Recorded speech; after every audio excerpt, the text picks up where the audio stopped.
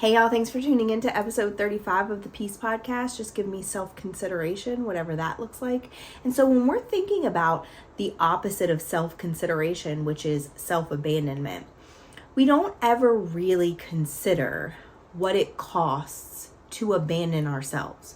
So we'll do the thing that creates the least amount of chaos externally, and we'll say, it's fine because I can trust and know what I'm going to do as a response or a reaction to whatever's going on. But I can't predict what these people outside of me are going to do if I say no, if I don't do what they're used to me doing, if I walk in a different way or move in a different way. And so because of that, I would rather abandon myself and deal with the aftermath of that is predictable, that may look like curling up into a ball in the middle of my floor, that may look like tears in the shower, that may look like reacting with my closest people at home, whether it be my children or my spouse or my friends. And I'm willing to allow that to be the case because I can predict that. I know it. I've seen it before. I've, written the script for it thousands of times because it is me and I know me. But when I give other people the no or abandon what they need from me, I can't always figure out what the aftermath of that is going to be. And it really is, at its core, self-abandonment is trying to keep you safe. So your brain says, we're not worried about all of these emotions. We're not worried about all these other things that are going on. We're worried about safety and safety alone. And the safest avenue between these two things is to abandon you because we know what's going to be the result of that thing. And so that's what we do. Because we would prefer to deal with the chaos within than dealing with the chaos without. And it's kind of like when you're parenting and you really want to tell your kids no because you really don't think they should do the thing that they're asking to do, or you really don't want them to do the things that they're asking to do. But instead of saying no, you say yes because you would rather deal with the chaos within of being like, maybe I shouldn't have done that. And maybe I'm going to overthink this for a couple of hours. And maybe I'm going to guilt and shame myself for not having enough strength and ability to say no to my children. But I would rather deal with that than their yelling, screaming, being upset with me, telling me that they hate me or whatever it is. Now, I'm not saying that that's the truth in your case. I'm not saying that that's the way that your kids would respond. But oftentimes that's what we tell ourselves they're going to do. And we would rather deal with the pain within than deal with the frustration without. And it seems easier because it's what we know. So self-abandoning is really ignoring your own needs. And that actually happens as a way of, avoiding burdening other people. So they're going to ask you to do something. You have needs or desires in that moment. You're going to ignore those because you don't want to burden the other person by giving them the no that's attached to your needs. Or it also might look like silencing your own voice or silencing just who you are in general. And oftentimes we do that to avoid disapproval. So we don't want people to not approve of who we are or how we are. And so in an effort to stop that from happening, we might silence our own voices or silence who we are. And that is another form of self-abandonment. We might even disconnect from our own feelings. And again, disconnecting from those feelings is another way to keep us from burdening others. We don't want to be a burden and we don't want others to not approve of us. So we'll do whatever it takes to ourselves to receive what we need or want from them. And self-abandonment is truly that. It's telling yourself No, we're not going to stay true to the thing that you want, need, or desire, because it's more important to us to be safe. It is more important to us to make the people outside of us happy with us, because again, that's more predictable. And so if you're, not wanting to go with these, there's going to be small examples of this, but there's going to be really big examples of this. Like, you're not wanting to go to a certain restaurant because you know that either you don't like the food, or they don't really serve something that is going to sit well with your stomach. And instead of saying no, you order this like mediocre meal just to be able to go to the restaurant that another person wants you to go to. Or you know that you don't have the money to do something with your friends, but you don't want them to be upset with you or shame you or guilt you for not going. So you forego a necessity in an effort to make that trip or experience happen. Or you're just tired and you don't want to do the plans, and you want to say no, and you want to just go home and put on your sweatpants and just chill out. But because you know that there's going to be some sort of reaction from the people around you, you do it anyway. It's kind of like, I had this conversation with my sister. She is the, you know how there's that one house where all the family members get together? Like, that's the person who hosts the thing, and then everybody gets together at their house. Well, she is that house. And part of the reason why she's that house is because she's lived in the same place for like 20 years. So, and it has a huge yard, and there's just so many amenities to having it at her house. Now, we also help and bring the food and, all these other things, but sometimes my sister can be an introvert. And so she had planned this get together in the summertime, and she wasn't feeling overly people-y that day or for that weekend. And so she sent a message, and it was something along the lines of, I know I said that I was going to do this, but I also am not really feeling it. And I was like, okay, cancel it.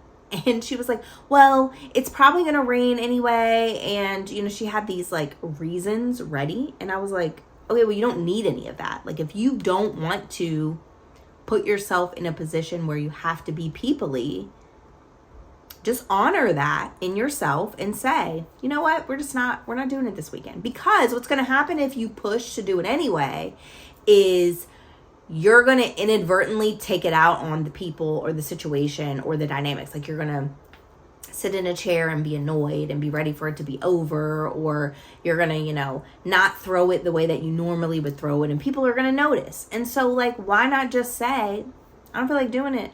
And so she ended up canceling, which I was super proud of her for, because that is not the way that we handle things like that. Self-abandoning is like our MO. And so she ended up having it a couple of weeks later, and it was perfectly fine because she actually felt like doing it. And so we do this without even thinking, because in our childhood, in our family of origin, it's what we're taught to do. Oh, I don't want to play with my sister right now. Oh, come on, your sister really wants to play with you. And there are times, friends, where it is perfectly okay to say, I don't really feel like going outside to play soccer, but our routine is to play soccer for 20 minutes every day. And so I'm going to go out and play soccer with my kid for 20 minutes because even though I don't feel like it, I am more determined to have that good relational time with my child than I need to rest for those 20 minutes. Like, I can rest later in the evening or whatever it is. There might be something else I can trade in. And like, I'm not saying that, we have kids, we have people in our lives that we just have to do things for. And so sometimes that just looks like self-sacrificing. But self-sacrificing and self-abandoning are a little bit different, because self-sacrificing says, in the name of being really good at this other thing, a mom, a spouse, whatever it is, like, I'm choosing to do this thing because I want to be good for the people around me. The other one, Self-sacrificing is, I'm going to continue to put myself in a space where I'm unseen for the sake of making everyone around me happy. And the self-sacrificing has a little bit of a benefit to ourselves because we want to be that kind of parent or spouse or friend or whatever it is. Where self-abandoning really is not about us at all. It's about how other people perceive us, and it feels safe to change that perception.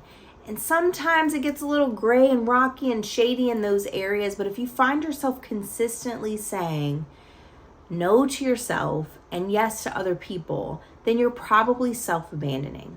And I know I mentioned that there was a cost, and I haven't quite gotten there yet, because I want to make sure that we truly understand what it looks like to self-abandon. I want to make sure that we truly understand what it looks like to have these common behaviors. So those common behaviors might look like over-apologizing. And I've talked about this before in the pod or some videos, where you just apologize for your mere existence. Everything is an apology. You can't do something, so you say you're sorry. Like, you don't have to apologize for merely existing. Apologies are for things that, you know, you, whether intentionally or unintentionally, did wrong, and you want to say you're sorry for them. It is not because I can't do this thing for you because I have to take my kids to practice and I'm going to apologize to you a million times. I'm sorry. No, you don't have to apologize for that. You have a scheduling conflict. They need to figure it out. And you would have been there if you could have, or you would have helped if you could have, but you can't. And so there's no need to apologize for that. There's no need to apologize for having a life.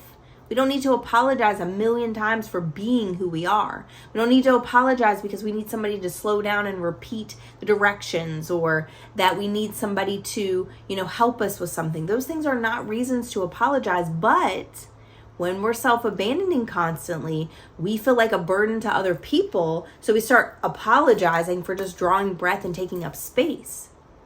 Another one of these common behaviors of somebody who is self-abandoning constantly is numbing.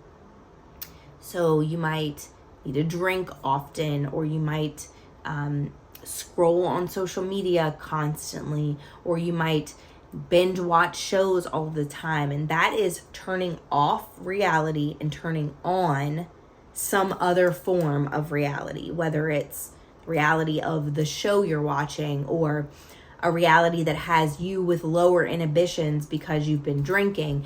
That numbing is because you can't truly handle what's actually going on in the situation, and you need to take the edge off somehow because you feel guilty and shameful because you're constantly doing for other people. You're constantly giving to other people, and you're not really giving to yourself. And that's painful. Especially when people aren't pouring back into you and you become this shell or this version of yourself that you don't even recognize. Another way that we self-abandon that shows up a significant amount of time is in people-pleasing.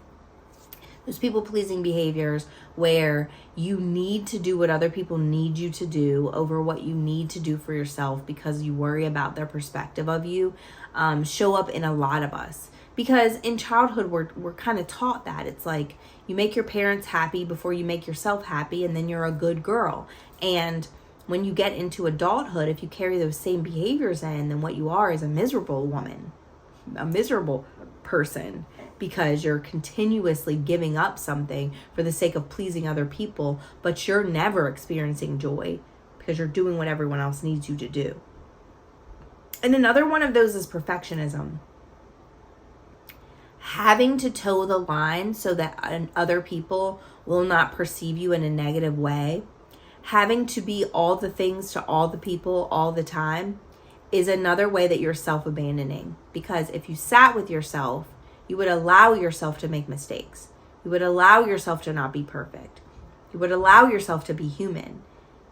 Because everyone experiences the human experience because we're all human. And that means that we're all going to fall short. We're all going to make mistakes. We're all going to say the wrong thing. But you hold yourself to the flame doing everything perfectly because you can't handle making a mistake.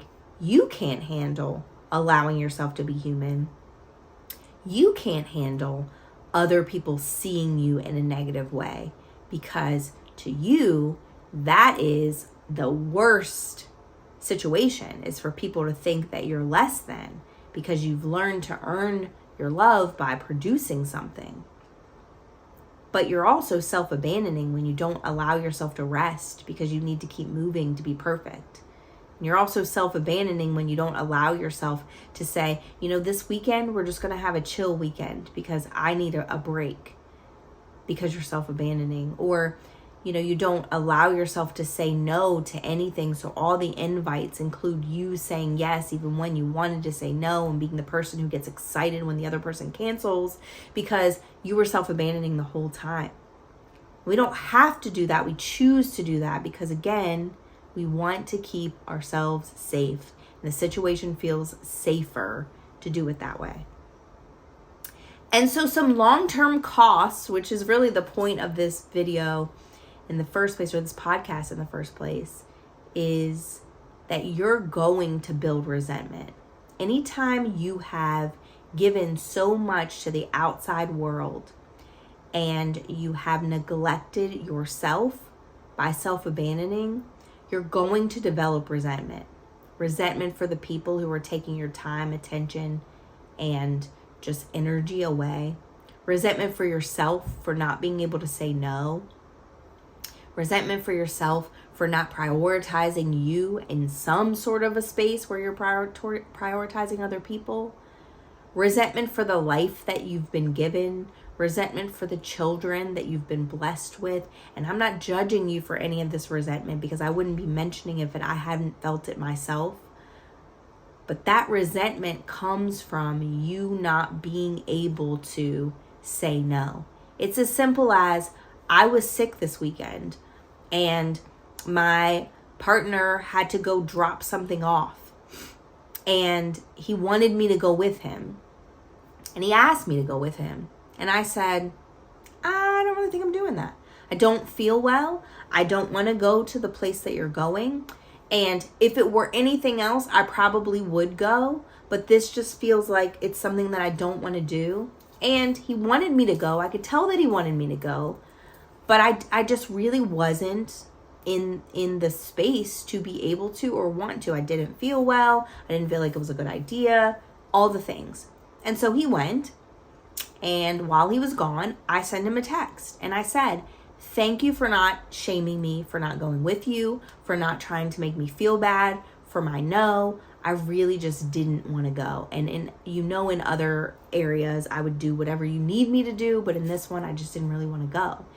And in previous relationships, I would have never done that, because I would have been like, oh, well, this person's going to be upset with me. Oh, they're going to be mad at me because I didn't do what they wanted me to do. Oh, they're going to think I'm a bad partner. But in this, I was like, he knows me and he knows that my heart is good, but right now I'm just exhausted and I don't want to make that trip. I don't want to do it. And so there's no resentment there. There's no frustration there, because I didn't do the thing that I didn't want to do. And if I would have done it, I would have been sitting in the car feeling some type of way the whole entire time I went, because I did it for him and not for me. And so the cost is you live in a space where you're constantly feeling this feeling toward people in the space where you're doing the thing that you have abandoned yourself to do for them. So what's the point of actually doing it if you're living in the misery of the resentment for doing it in the first place? Whereas if you actually listened to yourself and considered yourself, when you did do stuff for other people, you would be able to do it out of joy and not out of the resentment that you feel for constantly being the person who needs to do for other people and who tells yourself no to tell them yes. And another cost is a lack of peace. Peace feels like being able to rest in your authentic self. Peace feels like being able to spend time doing the things that feed you, reading your Bible, writing. Maybe it's watching a couple of shows because you never get to do that. Whatever it is, reading. Peace feels like being able to do that. But if your time is consumed by what you're doing with and for everyone else, you're never going to have the time to allow yourself to do the things that give you that peace. And so it's going to feel like chaos, like a lack of peace, because you don't hold space to prioritize the time that you need to recharge and to rest in that peace. And another thing you're going to get is shallow relationships. Because at the end of the day, people are going to start to notice that you don't want to be there, that you don't want to do what you're saying yes to, that you're constantly on edge, that you constantly feel some type of way. You're probably going to be a little passive aggressive. Even if you are the yes woman, you might feel like they think that you are kind and nice and whatever, but they recognize your tone and they recognize your body language and they know the way you move, and those relationships can't be full if they're not authentic. They can't be core relationships if you're not able to say, hey, listen, I'm just really tired. And I know that I said I would come with you to this thing, but I'm hoping that you understand that I just cannot do it. And it is not because our friendship means less to me. It is because I need to rest. That should be enough. And if your relationship is deep enough, you should be able to do that. But if it's shallow, you're going to get the, oh, did you hear that so-and-so is not coming? And she said she would come and blah, blah, blah, blah. And you're going to hear all of that. But that's just a data for you to say, these aren't the relationships that I need to be in that are my core relationships. Because if they were, they would understand that your girl gives, but your girl also needs time for herself. And they would celebrate that no, because they would know that even though it's a no to them and they really want me there, they really want me to do the thing they've asked me to do, that it's a yes that I've said to myself. And people who love you want you to say yes to yourself. And so there are times where this happens with me. There are times where it is more significant than not wanting to take the drive. And I can tell you that in the last relationship that I was in, I wanted to leave for years. Years, y'all. I had talked to realtors. I had looked at homes for years to get out of the situation that I was in. But I didn't consider myself when I was roped back in. I considered, well, I want my kids to have this certain life with a traditional family. And this is giving them that, right? I wanted to give them a space where they could live in the house that I felt like they deserved and in the neighborhood that I felt like they deserved to be in. But I started to not love who I was when I was with this person. And I was forgoing being able to leave and be in a space where I could be authentically me and love me for the sake of giving my kids something that I thought that they needed. Fun fact, years later, I've since asked my kids, and they wanted me to leave just as bad as I wanted to leave. So the thing that I thought I was doing for them was this fairy tale vision. But I was self-abandoning for the sake of something that didn't even exist, because they were glad when we left, because there wasn't anything there for them to feel like they were latching onto. In fact, that they felt like we were the traditional family. We didn't need that other part of the family to be there, because with it came all of these hateful and ugly things. And so that one had an even heavier cost, because my children were casualties of this experience. Their emotions were casualties of this experience. Their ability to be safe in our home were casualties of this experience. And if I would have been considering myself, I would have left when I first realized that this was not going to work for me or my kids. But I stayed because I didn't consider me. I considered everything outside of me. And I endured so much pain staying. And so to you, I would say, this week, let's start small. This week, let's notice just one moment where you want to say yes, but your body feels that no. You feel it in your core that the no needs to happen. And then practice honoring yourself and your truth and your knowing to say no. This is not self-serving. I know sometimes we think that self-consideration is self-serving. It's not. You have to take care of yourself and other people. But you can't take care of other people if you aren't first taking care of yourself. So don't go the route of feeling guilty because you're being selfish and all these other things. If your body, your internal knowing is rejecting this yes, then give it the no. And sit with yourself and allow yourself to be at peace. And allow yourself to feel that true sense of calmness. And allow yourself to understand that if this relationship doesn't accept that no, then it's shallow. And if it does accept that no, then this relationship is one that you're supposed to be in. Because you deserve to be able to experience joy in this one life that you're given. You deserve for that if no one else in this world loves you the way that you're supposed to be loved, you do and God does. And the way that you make that happen is by putting your heels down and saying, I'm going to say no this time. Because my default is yes, but my need is no.